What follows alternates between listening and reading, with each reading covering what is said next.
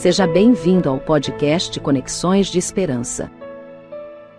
Este áudio é reprodução de leituras e reflexões diárias matinais de textos de Ellen White, feitas pelo pastor Carlos Alvarenga por videoconferência, através do aplicativo Zoom e transmitidas ao vivo pelo canal Conexões de Esperança no YouTube.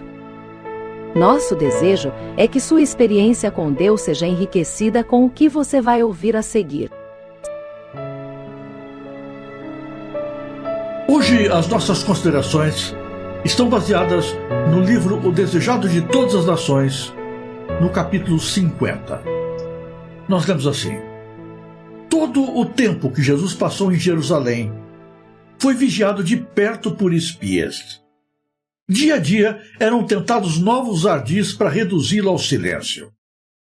Os sacerdotes e principais estavam à espreita para o enlaçar. No primeiro dia do seu aparecimento na festa, haviam se dirigido a ele perguntando com que autoridade ensinava. Queriam desviar a atenção que convergia para ele, para a questão do direito que tinha de ensinar, e assim para a importância e a autoridade deles próprios. Jesus enfrentava a esses fingidos, não respondendo ao seu ardil, mas revelando a verdade vital à salvação da alma. A percepção e apreço da verdade, disse ele, depende menos da mente que do coração. A verdade deve ser recebida na alma, exige a homenagem da vontade.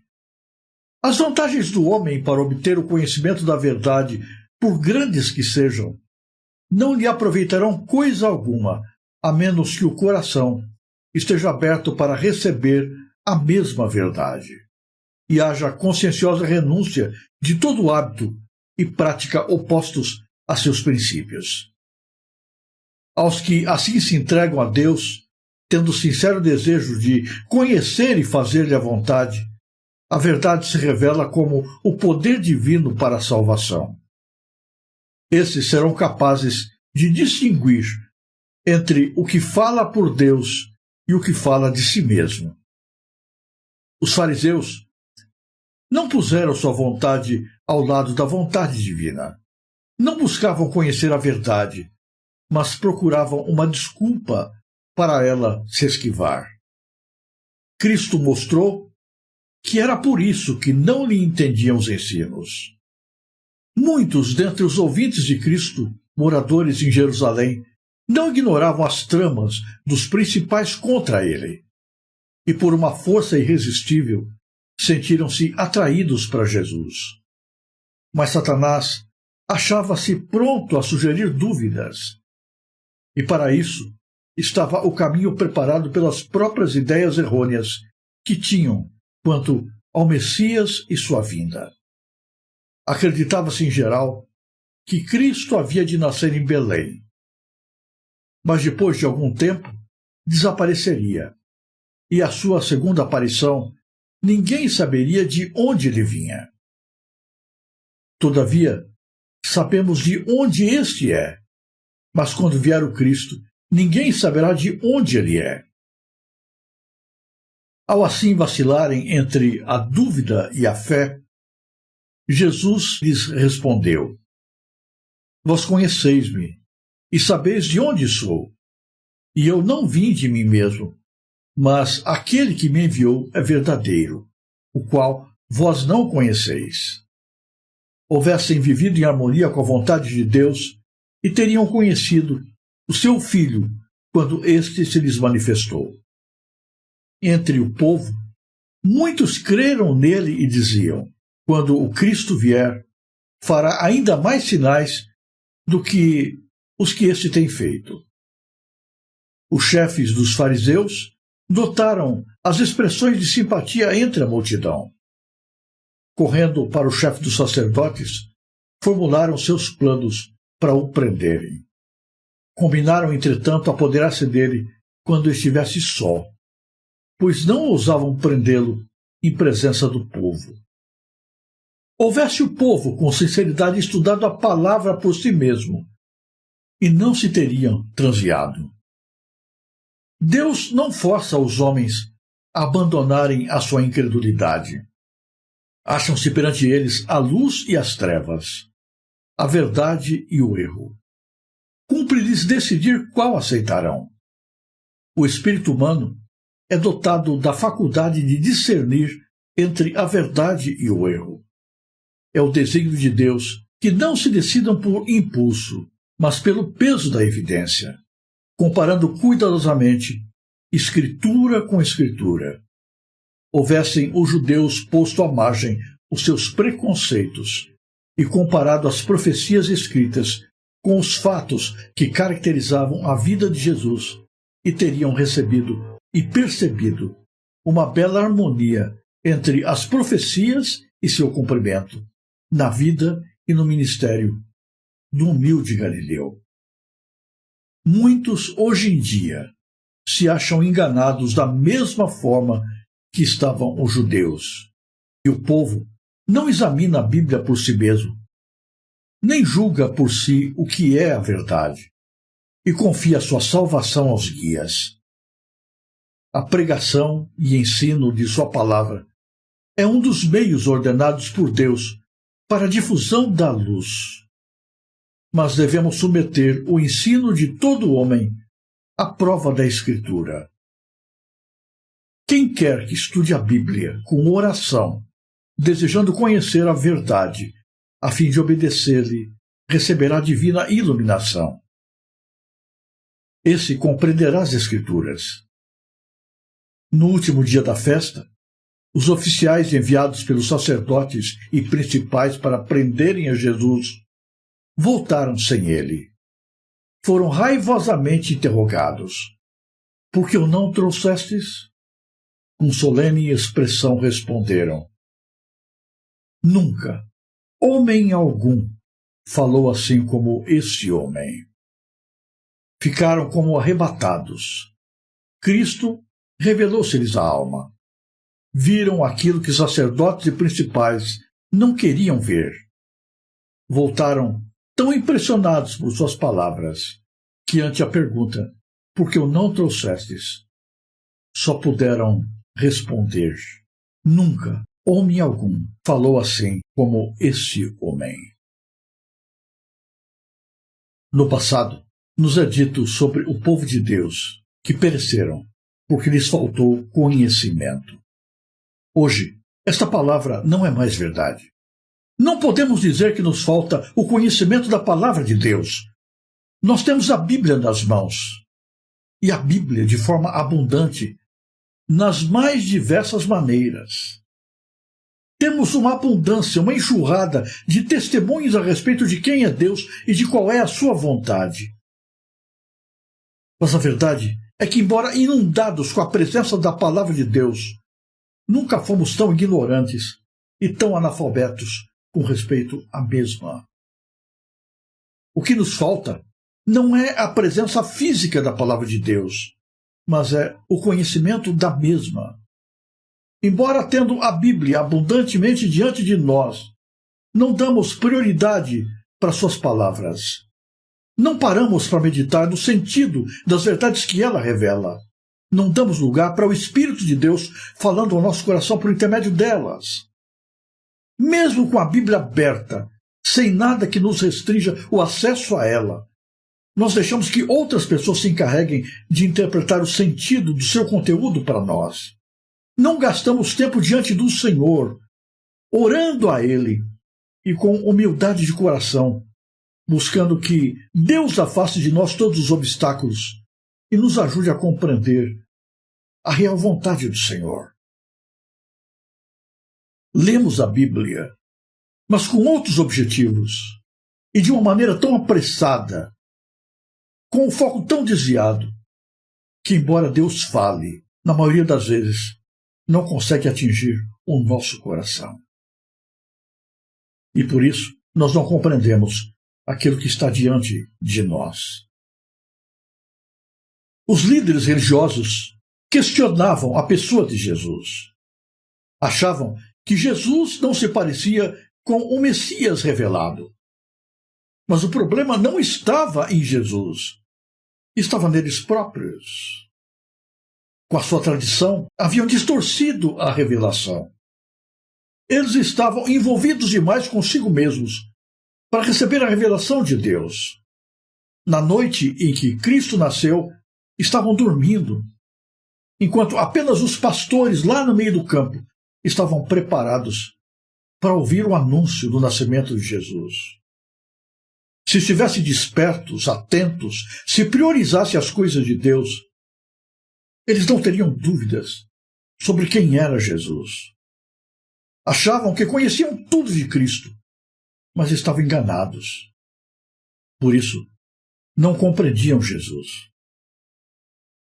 Embora buscassem motivo para condenar a Cristo, negavam esta verdade e afirmavam diante de todos que Cristo era um impostor, possesso pelos demônios. Aquela festa foi um momento marcante e importante na história dos judeus. Era a grande oportunidade de Cristo revelar-se a eles e de eles entenderem claramente a sua verdade. Dia a dia, Jesus pregou no templo. Estavam de longe espreitando a Cristo, ouviram as suas palavras, acompanharam os seus milagres, mas estavam fechados à ação do Espírito Santo. E por isso distorceram tudo aquilo que Cristo realizou. Não estavam dispostos a dar espaço para Jesus no seu coração. Agora, a festa havia chegado ao fim. Aqueles que foram enviados para prender a Cristo não tiveram coragem de lançar mão dele. Embora mantivesse o coração fechado à revelação de Deus, foram de alguma maneira impressionados pelo poder das suas palavras. E quando questionados pelos rabis, puderam apenas dizer: nunca homem nenhum falou como este homem.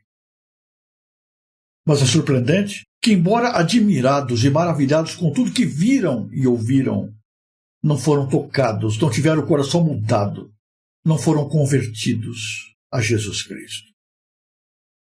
Aqui, uma lição gritante para nós. Nós que temos também a palavra de Deus nas mãos, muitas vezes nos admiramos e nos maravilhamos diante daquilo que Cristo fala, diante daquilo que Ele faz, mas somos ouvintes distantes, frios, ouvintes que se impressionam intelectualmente, mas que não se deixam ser tocados do coração. Ouvintes que até respeitam a autoridade de Jesus, mas que não se submetem a ela. Pessoas que ficam impressionadas com a manifestação da presença de Deus, mas não se entregam ao controle do Espírito Santo. Tão perto do Salvador, mas sem Ele. Aquela grande oportunidade passou para muitos dos líderes e autoridades. Não teriam mais tempo, nem outra chance para serem confrontados com a pessoa de Cristo. Para muitos, aquela festa foi a última chance, a última oportunidade. Mas eles não sabiam. Sempre, para todas as pessoas, as oportunidades vêm e vão. E um dia chega a última oportunidade e ela passa e as pessoas não percebem, porque estão distraídas. Salvação não é estar convencidos intelectualmente da verdade. Se salvação fosse isso, os teólogos estariam todos salvos. Mas, infelizmente, a maior parte dos teólogos estão perdidos. Estão orgulhosos demais envolvidos em seu conhecimento de grego, hebraico, em seu conhecimento exegético, em sua análise criteriosa de cada vírgula das Escrituras, que estão distantes do toque da graça de Jesus. Lidam com as coisas de Deus intelectualmente, mas as coisas de Deus não atingem o coração.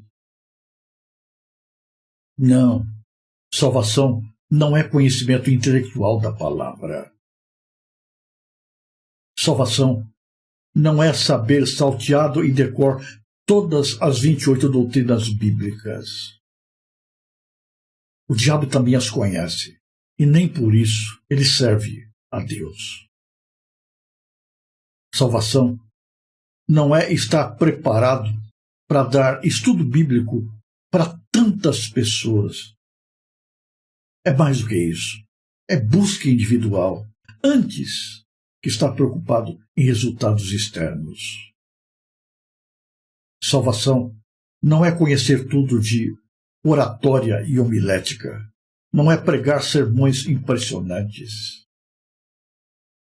Salvação é, acima de tudo, dar lugar para a voz de Deus que fala a nossa alma. Salvação não é frequentar assiduamente a igreja. Não é morar dentro dela. Os líderes da religião judaica viviam dentro do templo, mas, embora vivessem dentro do templo, não davam lugar para que Deus vivesse dentro deles. Salvação não é simplesmente ter a Bíblia nas mãos. Não é lê-la de maneira apressada. É dar lugar à voz de Deus operando na alma. Salvação não é relacionar-se com Deus de maneira casual. Não é orar a Deus de maneira apressada. É chorar na sua presença. É buscar com intensidade de espírito a sua graça, a sua bênção. É apegar-se a Deus como Jacó, dizendo: não te deixarei enquanto não me abençoares. Mas esse tipo de relacionamento com Deus é raro. As pessoas estão buscando uma religião de espetáculo, uma religião de aparência, uma religião fast food, onde tudo vem pronto, previamente processado, e pode ser facilmente consumido. As novas gerações não têm tempo para gastar na presença de Deus. Não têm tempo para ler a Bíblia. Não têm tempo para orar. Não têm interesse para jejuar, para clamar, para buscar a Deus com intensidade de alma. As gerações atuais preferem a religião de internet, onde tudo vem mastigado. Não precisam nem ler.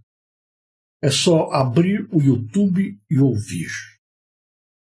As igrejas hoje estão cheias de pessoas com o intelecto transbordando de informações, mas com o coração vazio de graça, de poder, porque não tem relacionamento vital com Cristo. Até se impressiona com Jesus. Até afirma que nunca ninguém falou ou foi como Cristo. Mas são duros demais, espertos demais, inteligentes demais, autoconfiantes demais, para deixar-se influenciar pelas palavras dele. A festa passou. Cristo saiu de Jerusalém e eles permaneceram na sua mesma rotina, até que, finalmente, o tempo de graça terminou para eles. Hoje, nós somos confrontados com a necessidade de avaliarmos a nossa relação com Jesus. Não se esqueça, cristianismo é relacionamento com uma pessoa, com Jesus Cristo. Não é a aceitação de um código de doutrinas, de princípios, de ética, mas é uma relação vital com o Cristo encarnado, com o Deus vivo. Ir à igreja é importante. Exercer as práticas religiosas tem o seu lugar. Conhecer aquilo que a Bíblia diz é fundamental. Mas tudo isso é secundário. O mais importante é aquilo que menos as pessoas fazem. É gastar tempo na presença de Jesus, em comunhão com Ele. E você talvez diga: pastor, você é muito cansativo, você repete todos os dias a mesma coisa. É verdade, queridos, eu repito, porque na verdade eu não tenho algo diferente para dizer para vocês. Eu não posso inventar algo O cristianismo não é complicado, é simples. O problema é que a gente dá valor para as coisas complicadas e não realiza as fundamentais. Nós estamos cansados de saber que não existe salvação sem ligação vital com a fonte da vida eterna. Sem Cristo não existe céu. Não há esperança de um futuro melhor. Não existe perspectiva de vida eterna. Sem Cristo, a vida é árida, vazia e sem sentido.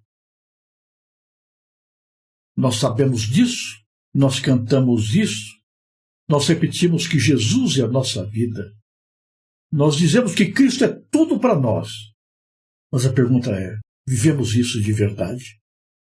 Dentro das 24 horas do dia, quanto tempo você gasta na presença de Jesus?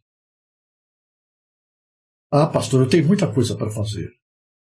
Jesus também tinha, mas ainda assim, Jesus passava noites inteiras na presença do seu Pai. E por isso, o Jesus encarnado tinha poder, porque ele estava ligado à fonte do poder.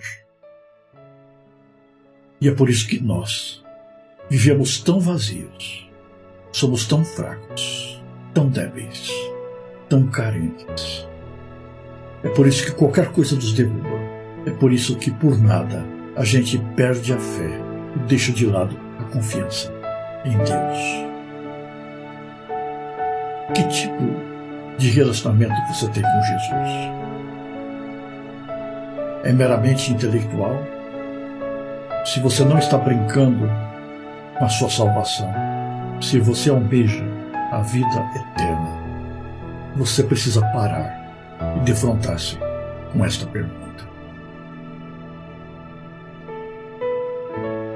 Se você apreciou este áudio, inscreva-se no canal para continuar conosco nesta jornada de crescimento espiritual. E se puder, não se esqueça de compartilhar com outras pessoas.